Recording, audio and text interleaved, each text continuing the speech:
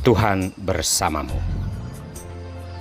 Inilah Injil suci Yesus Kristus menurut Markus.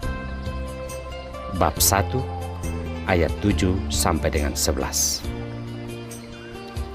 Tatkala banyak orang minta dibaptis, Yohanes memberitakan kepada mereka, "Sesudah aku akan datang Dia yang lebih berkuasa daripadaku.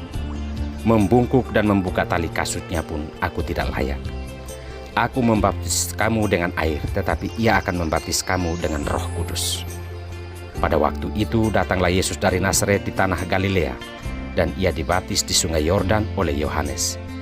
Pada saat keluar dari air, Yesus melihat langit terkoyak, dan roh seperti burung merpati turun ke atasnya. Lalu terdengarlah suara dari surga, "Engkaulah anak yang kukasihi, kepadamulah aku berkenan." Demikianlah Injil Tuhan.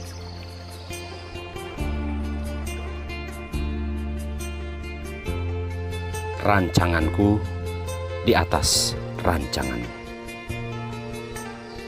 Inilah sampan bersama saya, Pater Domi Gevi, SVD. Pastor, aku mau dibaptis secara Katolik. Demikian permintaan seorang ibu ketika kami tiba di stasi ke-22 selama perjalanan pelayanan Natal tahun 2020 ini. Saya bertanya, "Ibu agama apa?" Ia menjawab, "Hindu Keharingan." "Anak-anak saya dibaptis Kristen, tetapi saya mau masuk Katolik." Ada sebuah ketulusan permintaan yang terlihat dari wajah ibu ini yang berusia kira-kira mendekati 70 tahun.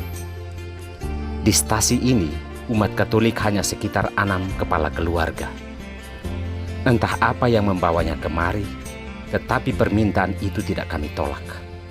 Sejenak kami belajar doa, dan walaupun belum menghafal, namun ia tetap dibaptis karena itulah kerinduannya. Ia dibaptis bukan karena iklan Katolik yang kami buat selama pelayanan di tempat ini, karena pelayanan di sini setahun 2 kali. Iklan pun tidak cukup mempengaruhi. Tuhan berkehendak memanggil siapapun yang Ia kehendaki untuk mengenal rancangan-rancangannya. Saudara-saudariku terkasih, di dunia ini ukuran manusiawi selalu terbatas. Rahmat dan rancangan Allah tiada batasnya.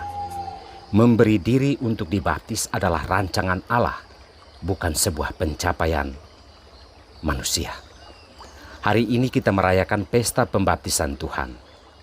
Tuhan Yesus sendiri dibaptis oleh Yohanes karena rancangan Allah Bapanya sendiri. Dengan kata-kata, "Engkaulah anakku, kepadamulah aku berkenan." Allah sendiri menegaskan bahwa pembaptisan ini adalah kehendaknya, agar putranya tetap berada dalam rancangannya menyelamatkan umat manusia. Secara sederhana, pembaptisan adalah panggilan rahmat Allah, dan arti terdalam dari kita yang dibaptis adalah memasuki rancangan Allah yang menyelamatkan itu. Melalui Yesaya, Allah mengatakan, "Seperti tingginya langit dari bumi, demikianlah jalanku menjulang di atas jalanmu, dan rancanganku di atas rancanganmu." Pembaptisan adalah pengakuan akan rancangan dan jalan Allah yang benar dan menyelamatkan. Maka resiko dari pembaptisan ini adalah ketundukan pada rancangan Allah sepanjang hidup kita. Yesus sendiri sebagai putra Allah memilih untuk dibaptis karena Ia menyediakan diri untuk rancangan Allah yang melampaui segalanya. Saudara-saudariku terkasih, peristiwa hari ini sebenarnya mengingatkan kita akan pembaptisan yang telah kita terima. Tunduk pada rancangan Allah yang menyelamatkan, dan kita mengisinya dengan mencari Tuhan dalam setiap bentuk kehidupan yang kita jalani di dunia ini. Apapun yang kita jalani, semua harus dalam bentuk ketaatan kepada rancangan Allah untuk menyelamatkan kita. Sehingga pembaptisan itu tidak sekedar untuk urusan administrasi, tetapi untuk terlibat dan mewujudkan rancangan Allah yang membawa keselamatan bagi dunia. Tuhan memberkati kita semua.